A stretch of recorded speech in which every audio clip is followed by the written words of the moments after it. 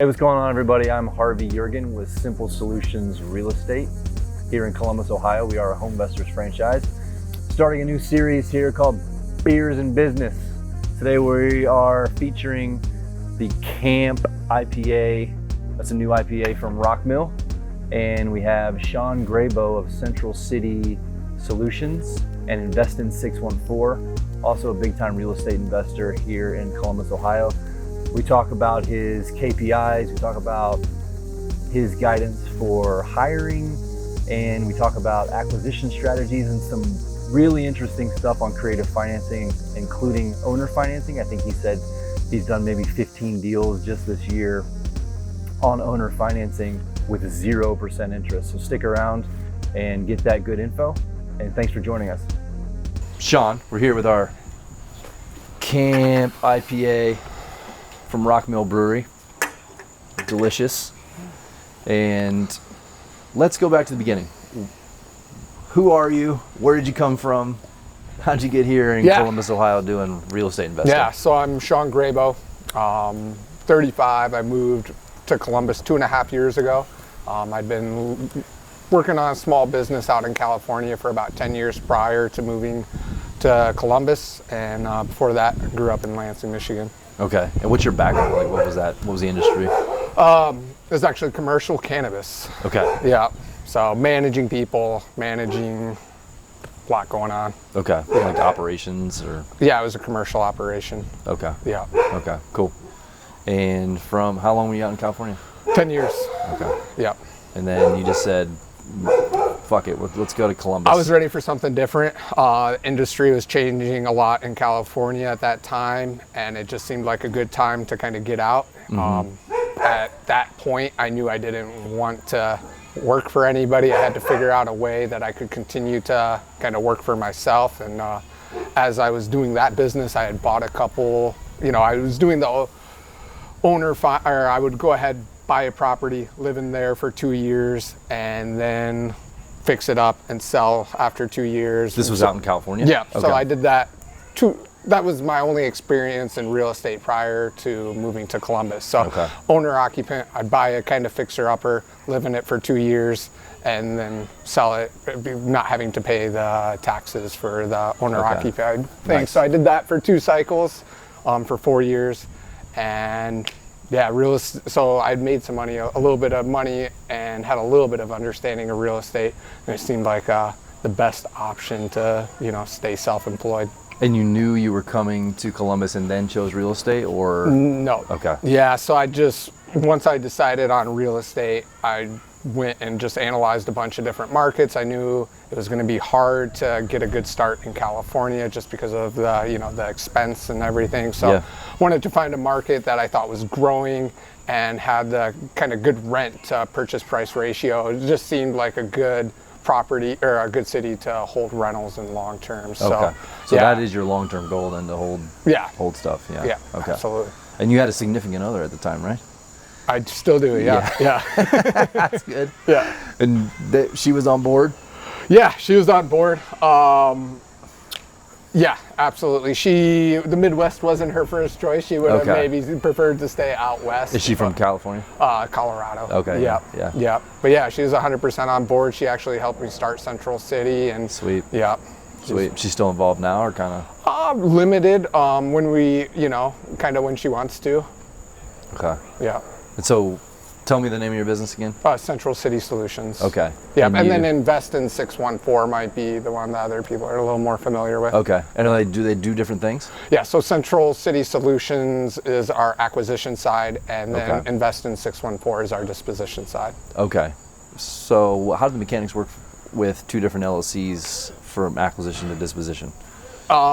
So Invest in 614, it's never on the title, or it never comes up. That's just where we do our marketing for buyers on. Okay. Yeah. Okay, so just different functions, but the acquisition, the entity that holds title is your... Always Central City, yeah. Okay, yeah. All right. Why'd you do that? And is that something you'd recommend? So, if we're selling a property and we're not doing a lot of work on it, sometimes we'll do full rehabs. Sometimes it's, just cleaning it out. And if we're marketing a lot of properties, we really just, we don't want to come off as not doing anything to the property, that we're selling properties without doing anything. So I see. Just trying to create some separation there. Yep. Okay. And then, just, when somebody Googles Central City Solutions, we want them to see nothing about how we help homeowners and buy properties as is, and we don't want any of the kind of disposition side mixed in there. I see. Okay. So I want to go down that road for a minute where you're talking about picking up a project, maybe not doing a ton of work, and then trying to disposition it or sell it. So recently, we've had this phenomenon where we'll go to market with it. So you know what the wholesale strategy is. But basically, we buy a property at a steep discount. We just clean it up, make it feel solid, and then put it right back on the market. Yeah. At a higher price. Real estate agents often will say, okay, we see that you bought it for this price. It doesn't look like you did a lot. I want to. Why is it that you are now selling it for this price? Or we're not going to pay this price because you bought it for this price, and you probably only put this much amount of money into it, or whatever. First of all, the market is the market. What a property is worth is what it's worth, right? Yeah. And second of all, Mr. or Mrs. Real Estate Agent, you don't know what our costs were. You don't know what our disposition costs are, or our fees, or any of that. So that's very frustrating to deal with a real estate agent who just sees, okay, you bought it for 50, it looks like you put $5,000 into it, now you're selling it for 100. Yeah. Now you're going to make 45 grand. Well, first of all, no, your math is wrong. There's a lot of stuff in there that you're not seeing. And second of all, stop it. Yeah. If it's worth $100,000 and your client wants to pay $100,000 for it, then that's all that matters. Yeah. So do you experience that fairly often, or have you? Recently we have. Okay. Recently we have, and it's I think the first time I ran across it, it was kind of angering and frustrating. And then, in this market, if you're representing a buyer and you want to get cute like that, I mean, we got buyers lined up. Yeah. So, Doesn't seem like a good strategy in this market. Don't bring me that. Don't bring any of that stuff to me. But so that's interesting. I've never heard that splitting the LLC thing before, and that's. We want Central City Solutions. We want every bit of information about how we help sellers out, about how we acquire properties, people's past experiences. We don't want it colluded with our disposition side, because they really are, two different businesses. When we're dealing and trying to solve the problems with the homeowner, that's a lot different than, finding the owner occupant or the investor their next property. I can see that. I can see another reason why that's beneficial. If a homeowner is talking to Harvey about selling their property, and then they go into contract with you and they think that you're going to be the one that buys it, and then they're on Facebook and they see Harvey's now trying to sell this property for $15,000 more than what we're in contract for. Yeah. That's a rough thing to explain. Yeah. Yeah. Or if you have a history of having a lot of properties that didn't really have any work done to them, it's just creating the separation. I think it only helps. And then we're able to build our seller's website to function or to cater to their needs, seller or buyer's website to their needs. And, it just seemed to make more sense in creating that separation. And at the end of the day, you're not really talking about much work or anything extra other than setting up an additional LLC, maybe a little bit different branding for the different LLCs. Yeah. 2 different websites, and then making sure that your processes that there's a good handoff in between the 2 LLCs. Yeah. And I mean, we're all working under the same umbrella. It's just, it kind of does split up the team a little bit. But that's interesting. That makes a lot of sense. Okay, so I know from talking to you before, you're kind of like the acquisitions guru. Like you love talking about acquisitions because you're good at it, right? All right, yeah. Yeah. So what does that look like for you guys? What is an acquisition? So we'll start with that. And then how do you achieve one? Acquisition is just purchasing a property. And I think the best way to do that is to create a relationship with the seller and figure out what they need. That's the core base. You're solving a problem, or you're doing what somebody else can't do. Yeah. Right. Yeah. Okay. But not always purchasing, right? Not always. Not So always. like if you, like an acquisition could be an assignment. So it's really maybe a contract and not so much a. Yeah. Okay. Absolutely. Yeah. We're putting a property into contract and eventually getting that onto somebody else, or Right. closing ourselves, or holding, Yeah. or rehabbing. Yeah. Okay. And then I know a couple years ago I had this dilemma, but how do I get in front of a seller? How do I even get there where I can find out what their problem is and offer a solution? Yeah. That's the tricky part. Yeah. Like we were just talking about, we're in a buyer's market or a seller's market. Yeah. We're in a seller's market right now. So finding those deals are the really hard thing. So, it's not easy. Everybody wants to get into finding cheap properties. Everybody thinks, it's the way to do it without having to have a lot of capital. But I mean, we spend $25,000 every month on our marketing. So, Yep. I mean, that key to finding the deal, I mean, that's putting the money in and spend money. Yeah, spending money. Yeah. And trying to figuring out how you can reach people, how you can have, quality conversations with people who want to sell their house. Right. Yeah. I mean, it's like anything else. I mean, if you were selling toasters or electronics, I mean, you have to spend money in advertising to get your product in the hands of people who need it. Absolutely. Yeah. Right? Yeah. And you were saying you guys have a list of 300,000 people that you can call, and the skip tracing bill for that alone is pretty hefty. Exactly. Yeah. Yeah. It's a big investment, but Right. yeah. That's, I think, kind of taking the step from, maybe doing somebody who's just themselves doing a deal or two a month by just grind and hustle, kind of how they make that move to maybe, doing a few deals a month and maybe having somebody help them out. I think the difference there is investing in your marketing so you can get in front of more sellers and find better deals. That's the name of the game, right? I mean, Without a and you doubt. have your fundamentals of marketing, right? You have your cold calling, you have your mailing, and you have your texting. Do you guys do any like SEO or? Yeah, we do some Okay. SEO, some PPs. We were doing PPC stuff, but we kind of paused that for the Okay. moment. Yeah. We got lucky and got connected with somebody who's been really good with SEO, and but yeah, we don't Nice. get too much from that. But yeah, we do have a good web presence as well. Have you guys been 25 or 30K in marketing right out the gate, or have you kind of grown to that? Oh, definitely grown to that. Yeah. Yeah, Okay. without a doubt. I mean, started 2.5 years ago. It was, maybe a couple $100 or $500 a week in postcards. First year and a half, all I did was mail. And yeah, it's definitely been a gradual process Okay. Yeah, getting up there. that makes sense. I mean, you have to start somewhere, and then as capital builds, and you can invest more, Yeah. just like anything else. So, like, what does your volume look like now? We're putting between 8 and 10 in or closing on 8 or 10 contracts a month. Nice. Probably, putting 10 to 12 in contract per month. And obviously it goes up and down. We got hammered in April and May, and then June was our best month ever. Us too, So yeah. Yeah. On average, that's what we're doing right now. Yeah. So, April and May traditionally slow for you? Well, only having one previous year of data, I don't think so. No, the only Okay. time I've really ever noticed a slowdown is in December. Okay. Yeah.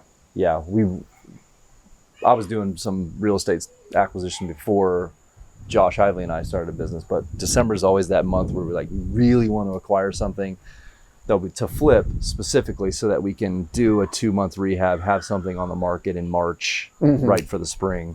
Yeah. We've had success with that. In fact, I think maybe it's just because we focus on it, but December acquisition for us has been a little bit better maybe than early spring, I'd say, Yeah. or late winter. But you're extremely successful in 2 years. Why do you think that is? I mean, number one's like the people I work with, the team. Like me and you were saying before, I'm really good at a couple things and I'm really bad at most other things. But persistence, team building, hustle, talking to people. That's stuff that I'm good at, trying to kind of assess needs. But I'm sorry, what was it, man? It was just saying like how much you've grown, how successful you've been in 2.5 years or 2 years. Yeah. Why? Surrounded myself with great people, man. Okay. That's number one. And just being relentless. When I first moved to town, all I did was work. I'd go on Bigger Pockets, and I found my rehabber, my buddy Matt, and I asked him if I could buy him lunch, and he let me buy him lunch. And then I asked him if I could work on one of his rehabs with him, because I had way more time than I had things to do. And shoveled a couple yards of dirt, built that good relationship. So nice. Just a hustle, getting out there and doing whatever it takes. Yeah. And networking, right? Yeah, networking's been huge. Josh Ively says that our success is built on the back of relationships, and I know that you kind of agree with that too. 100%, yeah. And do you think Columbus is unique in kind of the collaborative spirit amongst investors? Yeah, I don't have anything to compare it to, but I know I wasn't expecting it at all. Like, what a tight-knit community it is, and kind of, once you know one person, kind of, how everybody knows each other. I'm not sure if that's unique to Columbus, but it definitely caught me off, or it was a pleasant surprise, to learn that that's how it is here. Yeah, I was surprised by it too. And I've not invested in any other market either, but I hear people who say that it's not just real estate. There's some sort of like Columbus collaborative spirit that goes into almost every industry that is here. Yeah. And it kind of contributes to why businesses want to move here. Yeah. Tax incentives help. Yeah. Too. But that's interesting. I definitely miss Coin and Dealmaker sessions and, our newbie meetups and all that stuff. Yeah, no, absolutely. So acquisitions, you have your direct mail, and you have your cold calling, texting, and SEO. I think you said cold calling's been performing the best for us recently. Mail's just consistent. Mail's just always stays the same. It's good. I would never change the mail. Cold calling kind of goes up and down a little bit, but it's definitely cost per lead, cost per deal. Right. Nothing beats cold calling. Right. So you said you were doing 8 to 10 deals a month, and then you just threw out another stat there about costs per lead and cost per deal. Yeah. Those are KPIs. That sound like KPIs to me. What kind of things are you guys tracking? Are those some of it? Or? Yeah. Oh yeah. So those are cost per deal, cost per lead. We're tracking all kinds of stuff right now. Noah does a phenomenal job with our KPIs. So he's even so me as, if I'm calling sellers, I'm tracking, we have our VA go through our phone system, Ring Central, and he collects how many outbound text messages did I send that day? Okay. How many calls did I make? How many calls did I make over 60 seconds? How many calls did I make over 5 minutes? Per person? Yeah, per person. Okay. Really, within our call system, super easy for him to do. Okay. We track how many went into contract, how many fell out of contract, how many inspections do we go on throughout a week, how many personalized follow-up letters, emails are we sending. So those are some of the acquisitions KPIs. And then as far as our marketing KPIs, okay, so how much are we spending per channel? How many leads is that bringing in? How many leads does it take to get a deal within that marketing channel? Per channel. Yeah. What is the average, assignment fee, or what's a profit per each deal? Mm-hmm. All, per marketing channel, all that different stuff. So okay. It's really, we were talking about this before, but it's really, it's going off of the data, obviously. You don't want to make emotional decisions. You want to make, decisions on data. So, right. If you can look at all your marketing channels and see which ones are performing, trending upwards, which ones are trending down, okay, if cold calling's doing great and texting's going down, why don't I take some of this texting money and put that into cold calling, hire an extra cold caller, not send as many texts per month. So that's one thing we've gotten way better at in the last 6 months, and tracking that data allows us to make better decisions on what we need to improve. If you don't mind, what about is your leads per purchase? Or do you know? How many leads per purchase? So originally, it has a big factor on what you track as a lead. So we originally you want to pause it? Or? No, we're Yeah, good. cool. So we originally used to track anybody that calls in or raises their hand and says, hey, I want to sell, that's a lead. These days, we only track leads that are more qualified. So it's not it's not just somebody who wants, retail for a house. We're not going to count that as a lead anymore. There either has to be significant even if they want market, they have to have significant motivation, or they have to maybe be 80% value or below. There's got to be some. Yeah. So if somebody calls you off of a mailer and you determine that even if you go out to the house and you determine that they want full market value and there isn't a lot of motivation, that does not count as a lead. There's no way we're going out to that house if they want full market value. And you get that on the phone. Oh yeah. So trying to be protective of our time. We're not going to go out to an inspection unless, there's a potential for something to be there. And that's something I always tell the seller, hey, I would hate to waste your time if we're not kind of in the same ballpark. I don't want to waste your time's too valuable for me to come out there. Okay, that's interesting. So your leads per purchase then are probably pretty low. Yeah. So before, when we were tracking anything that kind of just raised their hand that they wanted to sell, we were about 20 leads to a deal. Okay. So now that we're more refined on what a lead is, now we're 12 to 1. Okay. But so your quality, so that's kind of the quality of leads are going to vary dramatically throughout your marketing channel. Somebody who you call up as a cold call, they're obviously less motivated than a person who's Googling, how do I sell my house in Columbus? So I think that was so before we started to actually qualify something to count it as a lead, before we were just getting insane amounts of leads of texting and cold calling, and that wasn't giving us accurate data, because it costs us $5 to get a texting lead, but it costs us $300 to get a mail lead. Obviously, there's some kind of disconnect there. So by qualifying what we actually consider a lead, that's made it to where we can compare apples to apples a little better. Yeah, and channel to channel, you're going to have differences in the quality of lead just by the nature of the channel. Absolutely, yeah. Right. Yeah. And that's, if you're tracking your profit per deal, you're probably going to see our mail deals and our SEO deals are on average bringing in, probably 20 or 30% of our cold calling versus our texting. Because they're probably deeper purchases. Yeah. There's more pain there, likely. Deeper purchase, more profit. Exactly. Yeah. Cool. You've mentioned Noah a couple times. Yep. And about how your success really is kind of attributed to the people that you surrounded yourself with. How did you find Noah?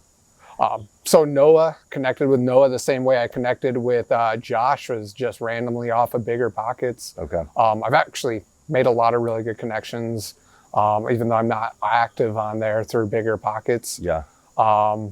So when I first came, the first year I was in Columbus, I worked with a partner, and toward the end of that partnership, we hired Noah as our first employee. Okay. And then when we decided to part ways, Noah was nice enough to come and help me out. Cool. And so that was April 2019. And so when started, it was just me and Noah, and then Emily, my girlfriend, helping out. And so now from that, we've grown to Noah does our marketing. He's really he's an operator. He's a systems person. He tracks everything. He does project management. He does a million different things. Jeez. Heather is our disposition transaction coordinator, office manager. Okay. Her role is always evolving. She's Once I found Heather on Craigslist, just shot in the dark, got lucky. She knows more about real estate than I do in a lot of ways, so she's been a huge asset. Somebody I really get to learn from. Yeah. We have Manuel who does acquisitions with us. We have Tori who helps Heather with her disposition and transaction coordinating, and then Tori just kind of does everything, bounces around, helps us out with acquisitions, kind of fills in. And so that's and then we have Luke, who's lead manager. So Luke's just started off. Luke, he helped us drive for dollars all summer. And he was kid would drive 3 hours round trip every day to come help us out. So we figured we needed to kind of figure out a way to keep him on. So he's just starting to help us with acquisitions now. And these are like full or part-time employees? These are full-time employees in the office. Compensated by the hour or not on commission or anything? It varies, yeah. And then about half commission, half. What systems do you use to find, besides Craigslist and BiggerPockets, to find talent?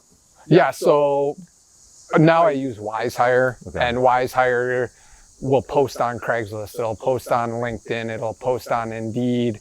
It'll has a lot of tools. It's just very efficient to go from 100 candidates to 5 candidates with all the screening they do for you. And I think I haven't used Indeed. I hear it's really similar to Indeed, but then it's just a little broader. It goes on a lot more channels than just Indeed. Okay, and I think you were saying too, like if you say you're looking for a real estate acquisitions person or something, they kind of have a profile for personality or experience that they know means success for that position, and then they can kind of look for people that fit that mold. Yeah. So if you're trying to, let's say, hiring an administrative assistant or acquisition person, so just to make it simple, say admin person, WiseHire will know what a real estate admin, like what an ideal range for their DISC test would be. What's DISC? Personality test. Tells you what you're good at. DISC, right? Yeah. Okay. And so the DISC, so it's administrative person, good admin person usually has this kind of range in their DISC test. Right. It has every candidate fill out a DISC test. And so let's say you start off with 100 candidates, 50 of the candidates never even fill out the DISC test. Right. So right there, you're down to 50. Yeah. Of the 50 who do, I would say maybe 10 of them are either excellent or above average candidates. And then, if you reach out to those 10 people, you're probably likely to, get 2 or 3 who are serious and are really good fits. So, and it's you can waste or spend so much time on hiring and everything. That's why companies have HR departments, right? Yeah. I mean, it's literally a full-time job. Yeah. It can be. Yeah. So WiseHire, I've used it 3 or 4 times. I don't think I would ever use anything else. It's a monthly service. I think it's like $200 a month. Yeah. And then you just cancel it as soon as you find your person. Right. And then it also saves all of your potential hires. So if that first hire doesn't reach out, you can go back to your pool of people that you were interviewing and have all of their information. That's useful. We use Upwork, which I think is a little bit more like freelancer type employees or help. Yeah. So our VA who's in the Philippines, we use Upwork. For her, we found her through Upwork, which was handy. Yeah. But it also tracks all her work and her work diaries, and it's a payment system, and it's secure for both people. I probably wouldn't do it if we had somebody like local in the office doing some of the stuff that you mentioned. But that's also a pretty good system. Yeah. Too. We've used Upwork. We've used them for virtual assistants, and then just even like, if you want to find the absolute best person in the USA to to consult with you on SEO for 2 hours, you can, I love Upwork and Fiverr. Yep, super handy. So that's kind of how you find talent now. But what was like the process, and how did you know when it was time to hire? I think I usually figure it out a little late, but just kind of capacity thing. Our deal's fallen through the cracks. Okay. It's something definitely always a work in process, just trying to figure out how to keep the team the most efficient. There are days where, I think, I got this office of 5 or 6 people, have all this crazy overhead. Yeah. I know people who do better than I do and are completely virtual. Yeah. So, it's a constant conflict in my own head, like, Right. but I think that when you can justify it, if I can justify spending an extra $3,000 a month on that person, is that going to allow me to get another deal or another couple deals every single month? Yeah. Is it, Right. Yeah, I think I've heard a couple metrics on that too. Like if you hire somebody, that overhead addition should bring in about 3 times that overhead in revenue. Okay. For instance, I don't know if that's it's a real thing. I think it was somebody who's just like saying that, or like that's a metric they used. But to your point, I think if you hire somebody or you add overhead, it obviously should be able to translate into something on the top line, right? No, of course, yeah. I don't know what that should be or what it is or. Yeah, and neither do I. Yeah. I'm trying to figure it out, man. Getting better at it. We try to track, I should say, total overhead to total volume as a kind of a metric to see like an efficiency of our overhead. And we include overhead being literally anything that's not associated with a specific project. Yeah. To what kind of volume we're bringing in. Yep. Just so we can make sure that anything we're spending on advertising, for instance, which is probably a biggest portion of our overhead, is generating more volume. And volume's misleading, right? Because it's market driven. I mean, you could buy in Hilltop or you could buy in North Linden or you could buy in Dublin and your volume will be different, but volume drives our margin, and our margin, obviously our gross margin, and our margin drives our bottom line. So everything's based on the volume. Yeah. Really for us. So that's kind of a metric we've been playing around with. I don't know if it's going to be useful or insightful at all or not. Yeah. It also helps us with our projections, because we know if our overhead to volume was 18 or 15 or something last year, and market prices aren't really changing, and we're spending this much, we can expect this many deals, then we can it helps us project into the future. And that's that whole, going off of your numbers, making decisions on that. That's, yeah, right. So we talked about how you're finding deals, kind of your mantra when you get in front of a seller. When you get something that you want to take down, actually purchase, how are you financing these? A few different ways. Owner financing is obviously a big one for us. We do some hard money.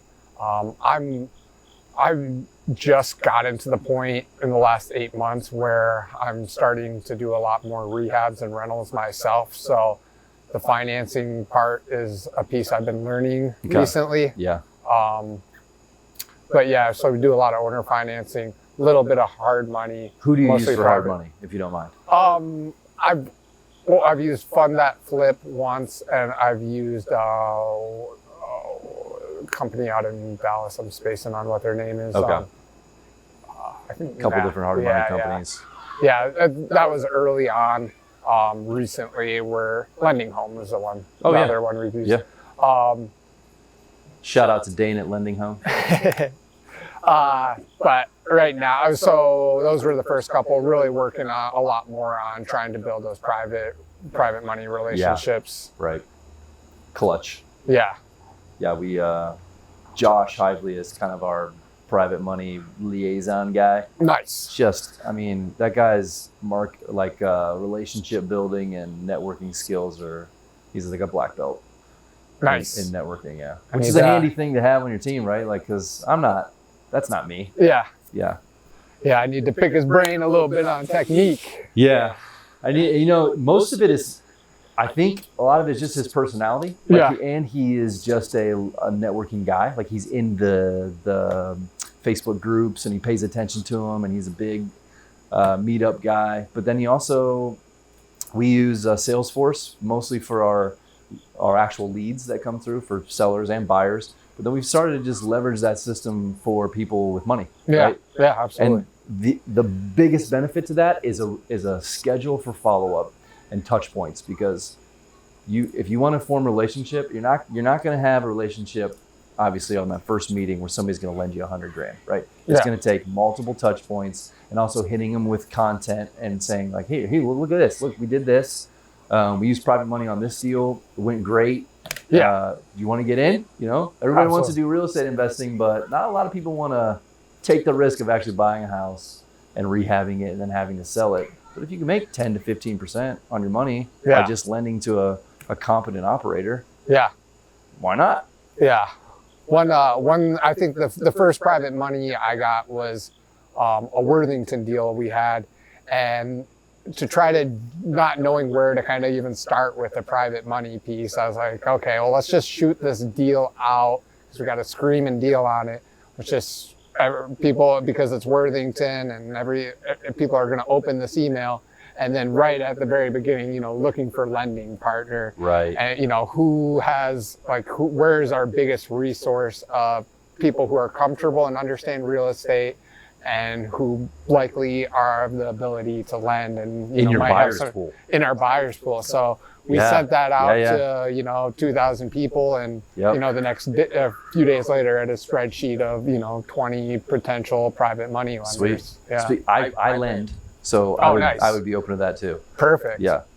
I forget what I was going to go with that. I think the owner financing thing is interesting because one, we've never done it. B, it's like a bigger pockets podcast topic of like a low or no money down technique, right? So for instance, we're looking at this deal right now and it doesn't make sense at the price the seller wants to sell it for. It doesn't make a lot of sense. It could make sense at something a little bit less than that. It probably makes sense somewhere in between if we can owner finance. Yeah. We don't know really what to offer because a lot of times, at least in my experience, you say owner finance to an owner, they're like, what does that mean and what does it look like for me? So how do you explain that to an owner? And then what's the going rate? Like if you were going to pay an interest rate to an owner on a purchase price, what does the term look like? What's the rate look like? Yeah.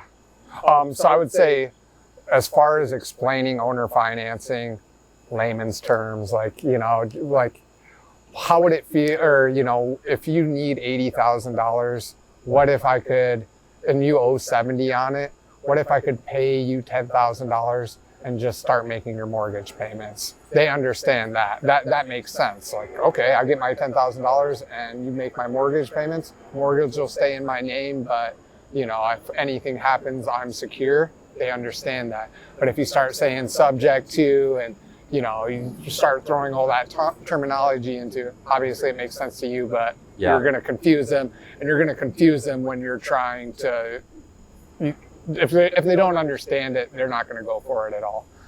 And the deed, most of the times the deed transfers. Yeah. Okay. Yeah. Almost always. Yeah. With the subject tos. And then as far as terms, I mean, I don't think I think, you know, maybe in the last year we've done 15 different owner financing deals. That's awesome. And there was one that actually had interest.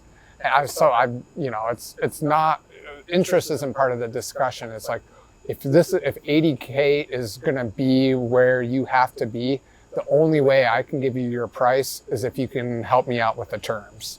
So. And the reason is, okay, let me see, because I'm an idiot when it comes to this, but you say somebody wants $80,000. Yeah. Let's say it's a $100,000 property. Yeah. You need it to cash price right now 60 or 65. But they need 80, for instance. Yeah. Let's say we're closer. Let's say I'm at 72 as a cash price, and they won't budge off of 80. They want 80. So you say, okay, I'll buy it at 80, but I need to pay you that 80 in 4 months.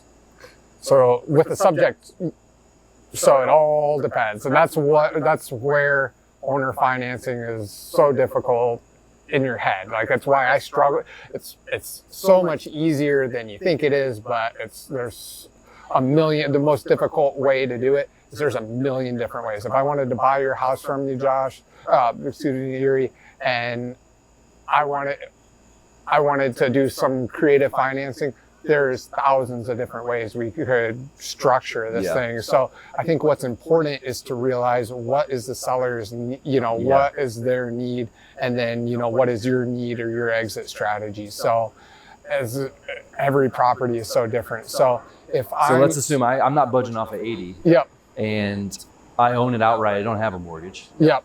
And I'm just old and I'm just tired of dealing with the property. But I'm not in a particular hurry. Eventually I want to be done with it.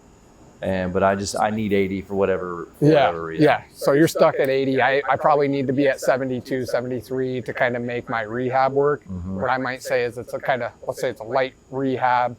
I'll be in and out of there in 3 months. I'll say, hey, seller, I can give you 80 grand, but the only way I'm going to be able to do that is if I give you $5,000 at closing, and then I give you the other, 75, within 4 months. So we'll do a balloon payment. Balloon payment is going to mean the entire balance is going to be due at that time. So seller agrees to that. And so he gets his 80, but what I get is I would have had to go out and borrow that money. I would have had to go to, hard money lender, and which might cost you $2 to $5 grand or something like that. It's going to cost me $5 grand, and it's going to take up time. Yeah. And it's, now you have appraisal, inspection, all that. Whereas if I can just deal with the hard money lenders, they want a lot of paperwork, and they have a process. When the seller is your bank, you kind of dictate the process a lot more, and you're in control of how that goes. Right. You have a whole lot more options. Okay. So I'm gonna save a lot of time. I'm gonna make it more efficient. I'm gonna only put $5,000 down. Right. Maybe I put $10K into the rehab. Yeah. When property sells in 2 months, I pay the seller back early, and I never had to come out of pocket. So maybe I come $15,000 out of pocket. For a initially. 90,000. Yeah, additionally. But you could always borrow that $15K too. I mean, if you had a private money lender who maybe isn't going to lend 100 on the whole project, but they'll lend 15. 100%. Yeah. That's cool. So, I mean, there's the owner financing, there's just so many different options you have. So a good example is recently, about 6 months ago, we bought a little 2-bedroom house in Central Hilltop. It was probably, if you would have thrown it on the MLS, you might have gotten $35,000 for it. Yeah. And we paid $36,000 for it. We paid above market price. And because once again, the seller is committed to this price. He, for whatever reason, he's lost some money on it. He has to get this price. I said, you know what, I can do this. What I'm going to have to do, the only way I can actually get you your price is going to be to put $2,000 at closing, and then I'm going to pay you the other $34,000 over the next 20 years. So, I'm paying maybe $230 a month for the next 20 years. And I mean, that's completely, that's Did you hold it? So actually I'm working on that one with I sold that to my contractor. Oh, cool. And we're kind of partnered up on that one. Okay. Yeah. Nice. So, I mean, if you can either pay $230 a month for the next 20 years or just pay them off, right? Yeah. And then what was the interest rate on that one? No interest. Yeah. Oh my God. Yeah. Who agrees to that? Yeah. And so we thought for sure it was gonna be that would be going to a landlord. Like a flipper is not gonna buy that. Right. But our contractor, he really wanted to do his own thing and not work for somebody else. Okay. So he said, if you don't make me come with anything down but the $2K, I'll pay this extra price. And then when the rehab's done, I'm sure we're going to go to the seller and say, hey, seller, what if I could give you $25,000 right now instead of doing that, and then we'll create a little bit extra spread. And then you have an attorney who just draws up the paperwork based on your whatever terms you work out. Title company does it. Yeah. Do they? Okay. Yeah. Okay. Yeah. You just tell them, hey, this is the deal we. So within the purchase agreement. Yep. So, and then in the purchase agreement, extremely simple, same thing, and then the title company will interpret it between you and and they draw up the note or whatever. Yeah. Yeah, absolutely. Nice. What title company do you use? We use PM Title. We use Landsell. Okay. We just started using Bridge Title. Okay, cool. We use World Class Title almost exclusively unless somebody wants to use somebody else. Yeah, we use Kristen over there. It's been great. Yeah. Been pretty great. That's interesting, man. I think that's that isn't something that just dawns on you like to offer. And you see, I mean, especially right now in a seller's market, you go to these buy appointments and they'll say, I already have an offer at X. And you're like, God, that's $20,000 more than we could ever pay for that. Yeah. You just think like either somebody's doing stupid deals or they know something that we don't know. And it's probably they're just doing something like that. It's just a little bit more creative than our stupid asses can that put together. I think probably usually the most likely scenario is they're just paying way too much. Do you and they're think going to so? walk away from that contract. Oh, okay. They'll just bail. Yeah, for sure. Or be okay with a thin margin or I mean, hiding money. I guess that's just what I mean. When somebody comes in way above what I could pay for it, a lot of times I assume, they told that seller the price they wanted to hear. Yeah. And they're gonna just see if they can do something with it. But Right. that's something that we've always been really important to us is we only put out high quality deals and we don't ever want to not perform. And that's a good thing too, having the rehab and the hold model as well is I can confidently say is, if it doesn't work, if I can't find a buyer for it, then, I know I can close on it and do a wholesale or something like that. Which you have to buy deep and you have to go direct to seller. 100%. Right. Yeah. I mean, do you buy from other wholesalers? Yeah. Okay. Yeah, absolutely. Any ones that you work with constantly? I mean, no. So I've just in the last 9 months, but I just recently bought a little house on Campbell from Adam. I can't remember Adam's last name, and then bought in a deal from Dan Wicklin. Okay. Bought in Deuce Slade. So when it makes sense. Yeah. Sweet. Yeah. Are you always canvassing, or do you have somebody canvassing the wholesale deals? Or Nah, it's always just been I've gotten lucky. Jump on the Facebook group and it got posted 5 minutes ago. Okay. And I message the guy and say, hey, I don't need to walk. So those are the only ones I've ever got is just like when it's an obviously screaming deal. And 2 out of the 3-4 times two of the times I can think of it was just, I'll do EMD tonight. No tonight. Yeah. Because it's if I know it's a well, because he's going to have 10 other people trying to do it. It's the same psychology as a seller. If a seller has a really good deal, I assume that there's 5 other people trying to get that deal. And so I'm thinking, what can I do that nobody else is going to do? Whether it's writing a handwritten letter or cash or no contingencies or exactly. Yep. And what is it? I'm trying to get into the seller's head. What is going to make me stand apart from these other people? If I'm constantly going up against 4 or 5 people, how can I just, persevere through past them? And so the same thing on the buying side. If somebody posts a property that they should have posted for 15 grand more, they're going to have every single one of us is going to be coming at them hard. Right. So what can I do that nobody else is going to do? I'm going to offer an EMD, sight unseen, quick close, no asking. contingencies. Yeah. What do we need to do to send the assignment over today? Yeah. I mean, and sometimes you get in front of a seller and they want what they want. There's no actual pain. They're creating a bidding war just to create a bidding war. And I mean, in those situations, I mean, at least for us, I mean, we're probably not the answer for them. Yeah. We're just not going to. I'll just tell them like, hey, that is an amazing offer. And I really hope they perform. Yeah. From my experience, sometimes things don't always work out. Yep. And I just want you to know if things don't, I'm not always the highest bid, but a lot of times people come back to me because my offer is real and it's actually going to close. Right. So. Yep. That's the same kind of spiel we give sellers too. Yeah. So what's the end game, man? Where are you heading? I'm trying to work on rentals right now. Try to figure that game out. Try to figure out the financing piece.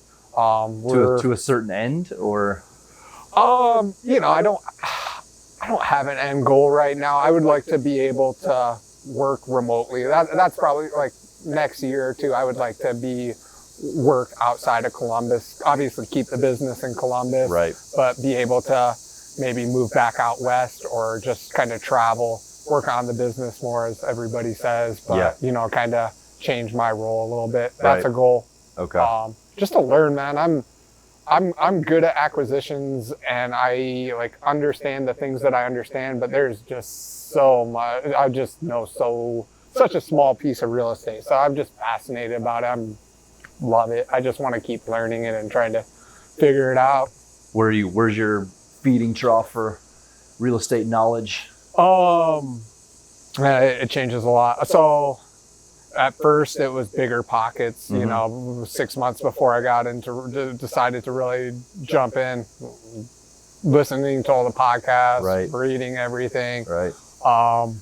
The networking, like we said, just trying to be around people who know more than I do and just trying to figure out what I can do to help them Yeah. create value. And then I'd say more recently, I've been in 2 different masterminds and just Which trying. masterminds? So I was in Mark Evans' mastermind Okay. a couple years ago when I first started. Do you like that? Yeah, it was great. Oh man, Mark's excellent person to learn Nice. from, and yeah, he's great. Cool. And then the Investor Fuel out of Dallas, Texas is. Oh, nice. I haven't heard of that. Yeah, it's really good. So John Martinez is one of the co-founders. It's Okay. Mike Hambright, Don Ross, the guy who does launch control texting. So a lot of big industry people are in there, Okay. but it's pretty small. It's there are 2 different groups. One group's I think maybe 75 each group. Like, And you guys are just people. sharing ideas, or is it? Yeah. So meet 4 times a year, and you know, different panel discussions. And then everybody always does a presentation, kind of where they're at, Okay. kind of, you know, we all go over KPIs, Okay. goals from the previous session. That's cool. Lots of networking, just trying to get to know everybody. And Yeah. it's, you know, just, I think it's really powerful being the small fish in the big pot. Like, Right. you know, anytime you can surround yourself with people who are been doing what you're doing, you know, it's And you actively seek that out. for sure. Yeah. I Yeah. wish there was more of that around here. It doesn't, I mean, maybe there are masterminds, but I just wish there was a group of entrepreneurs, and you had to be real estate Yeah. related, where, you know, you just get around people and Maybe it's a little easier to bring people out to more exotic places in Kelowna, a little maybe. warmer. maybe. Yeah. Yeah. I don't know. I just found out we have the Highlights office is in Grandview. The Highlights office. The Highlights magazine. Oh, okay. Yeah. When you're a little kid with a little. Yeah. Okay. Yeah. It's in Columbus. Oh. So that's pretty sweet. Probably not much longer. I just want to make sure, maybe some personal stuff, like what you do in your free time. Yeah. Do you have free time? And then, free time. Yeah, totally. So free time, I love the outdoors. I love to snowboard, backpack. I just got back from Alaska 2 days ago. I was doing shit. some salmon fishing and. Where'd you go? Denali Park Okay. for the first week, and then Kenai Peninsula for the last Yeah, few man. days. Nice. Yep. Sweet. I like drinking beer and talking real estate. Yeah, That's a big passion. I love to travel. Okay. That's probably number 1 for me, and Nice. spending time with the lady and the pooch. Yeah. Right on. Yeah. So what else on the personal side? Like, what are you working on? What am I working on, man? Trying to get in good shape, trying to work on doing my morning routine every single morning. So what's that look like? Your morning routine? Try to just kind of meditate, clear my head Yeah. for the first 10 minutes. What does a perfect day look like? What am I going to do to achieve that perfect day? Yeah. Journal for 10, 15 minutes, and then try to do some kind of reading or exercise. Normally I've been trying to combine them and do some cycling, listening to some podcasts. Sweet. Or something like that. How long you been doing that routine? Oh, I've been working on it for maybe the last 5 months. Okay. And it's hard, man. It is, man. It's always evolving too. 'Cause it's Yeah. like, You know, so you lose it, but you always go back to it. Yeah, right? totally. It's Yeah. I think my as far as personal development, I've gotten a lot better progress, not perfection. I'm not going to be perfect. I'm always going to backslide. Yeah. It's a journey. exactly, man. Yeah. So Right on. Yeah. What time does that require you to get up in the morning? when I'm on it, probably I like to get up at 5. Nice. Yeah. And then still kind Nice of and dark. be done with everything by 7:30. Get up to the office. Yeah. I'm really interested in that just because a lot of successful people, especially in the real estate community, harp on routine, especially morning routine. Yeah, Do you think it contributes to your success and to your productivity? absolutely, man. Okay. I without a doubt, I think just having the meditation, just thinking of, just being, just the awareness that Yeah. it kind of brings, and the discipline.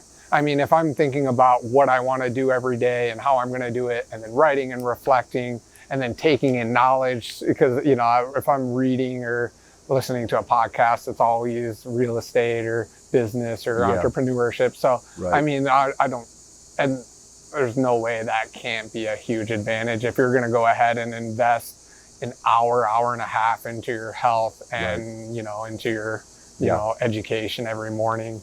Yeah, without a doubt, huge. Yeah, I think so. I think it's one of those things that is hard for people to start and keep just because you don't see immediate benefit, right? Totally. Maybe not right off the bat. Yeah. And it's kind of like anything, not anything else, but a lot of things like networking or, a lot of other things where the benefit isn't immediately there. You Yeah. have to kind of stick with it, or even like marketing, for instance, like a mailing campaign. Maybe you won't get any leads in the first month or two, but it's only successful if you keep with it. Absolutely. Right? Yeah. Yeah. The slight edge, or, making small Little improvements. over time. What are you reading? Or any recommendations of like favorite books? Oh man. As far as, I mean, the EOS, the EOS attraction, Okay. that's a big one. Have you read Traction? I haven't. I know we were talking about systems and trying to be more efficient. Yeah. I mean, that's amazing. Have you read The 4 Hour Work Week? I have, yeah. Yeah. Tim Ferriss is he's one of my on the podcast rotation. Yeah. I love that guy. Nice. Yeah. Is the Traction and 4 Hour Work Weeks kind of similar, or So it's way more. So are you familiar with the E-Myth? I am. Yeah. Yeah. So Traction is a little bit more updated E-Myth. Oh, really? Yeah. Okay. And then there's there's a few different books besides Traction. So Traction's based on EOS is their system, entrepreneur operating system, creating efficiency, mapping out your business, working on your business, not in your business. Yeah. All the stuff that's Yeah. super hard to achieve. Really hard, man. Your to-do list is like 1,000,000 miles long. Yeah. Yeah. Yeah. But that's a big one. We're actually bringing in a coach to help us try to great. implement that in a couple months. Right on. They're going to fly in here for 3 days and just Sweet. try to tear us apart and rebuild us That's great. stronger. So, Yeah, that's great. yeah. That's a good idea. Yeah. You movie or TV guy? Oh, not too big. I'll do some Netflix binging, man. Let's see. I don't want to mention it. It's mostly stuff that the lady has me watching right Yeah, yeah. now. So Sure. yeah, I don't enjoy it at all. What about sports? Man, I grew up East Lansing, Michigan, so I'm Yeah. a Spartan. So I like college basketball, Nice. but not too big into sports, man. Every year I get a slightly less. I used to be super into it, and every year it's, my interest in it goes down a little bit. Yeah, but yeah. I love me some live sports too, though. So, Oh, me too. yeah. Yeah, any sport really. I was telling somebody the other day, with COVID and not having sports for a really long time this spring and summer, yeah. I kind of just got used to just not having it, and I don't know if I missed it too much. Like, Yeah. if football never came back, sorry, Ohio State fans, but I'm not sure that it would be. Like, I think we would just move on to something else. I wonder how sports is one thing, but how much stuff we've been missing the last few months that we're not going to go back to. Yeah, and maybe it doesn't matter. Yeah. It's going to be really interesting to see how things shake out the next couple of years Yeah, with I all agree. of this. Yeah, I agree. Like in-person school. My kids, I have 3 kids, and they're all going to be here for school, which will be Exciting. running a business and teaching first grade. Would be man. great. Yeah. Luckily, we are going out to the desert. We're going to Nevada for October to March. So we're just going to get way more sunshine. And You're moving out there for the summer or for the winter? just for the winter, we're going out. We got Airbnb. We got some friends out there. What? Yeah. That's so, exciting, man. Yeah. Yep. Nervous about working remotely? I am a little bit. We've taken mini trips over the last year or so. I've been working really hard just to get people. The only thing I need to cover, really, just because of the way our business is structured with me and Josh, the only thing I need to cover is I'm the primary acquisition guy, so I'm going on the appointments. I can do all the follow-up virtually, obviously, and I just need. We are currently training a couple guys to cover down on the appointments for us, and other than that, I mean, can do anything from anywhere. Yeah, man. Yeah. Well, I'm excited to hear how that goes. What part of Nevada? In Vegas. Vegas? Cool. Yeah. So we're going to take 7 days or something and drive out, pretty much drive through the night all the way through Nebraska and then get to Colorado and hang out and see the sights and Yeah. skip the Ohio winter. That's super. I'm envious of that. Yeah. Well, I mean, we looked at it and we said, this hopefully will not happen ever again with school-age children. I mean, hopefully next year they're in school. Yeah. So they're going to be virtual, man. Let's get the hell out of here. Just make an opportunity out of it. Yeah. That's great, man. Yeah, we're excited. So, but yeah, man, anything else? Oh, You wanna man, I cover? appreciate the opportunity to chat, and thanks for the IPA, man. Yeah, And no problem. Yeah, thanks for, I know you're a busy guy. Thanks for coming out and chatting with us. And where can we connect? Where can people find Sean? Man, anybody can reach out to me. Phone number 614-696-2657. Can email me, find me on Facebook, Okay. whatever. Right on. And hopefully soon we'll see you around meetups. Yeah, absolutely. I really look forward to it. I see all the group of guys haven't been able to connect with that recently. One last thing, if people want to, for instance, hear about the deals you have or want to get on your buyers list, is there Yeah, separate check out process for that? investin614.com. Okay. And then there's a spot to sign up on our buyers list. And then you can also reach out to Tori or Heather directly, and their information's on there. So, yeah. Right on. All right, guys. Hope you enjoyed our first episode of Beers and Business. Again, this was the Rock Mill IPA, the new one called Camp. And we sat down with Sean Graybo today to talk about a lot of stuff in his business, his real estate business, where he's absolutely crushing it. So hopefully you picked up his contact information. If you want to reach out to him, if you want to reach out to us, my name again is Harvey Jurgen. My phone number is 614-448-5144. And my email address is harvey.jurgen@homevestors.com. I also want to give out a shout out to Brian from Fairy Tale Films. He does all of our video stuff. He does our listing photos. And this is Brian right here. He'll put his contact information at the end of this video too. But if you want some high quality photos or some video content for any project you got going on, reach out to him. Extremely professional, very competent, and reasonably priced. But until next time, see you guys later.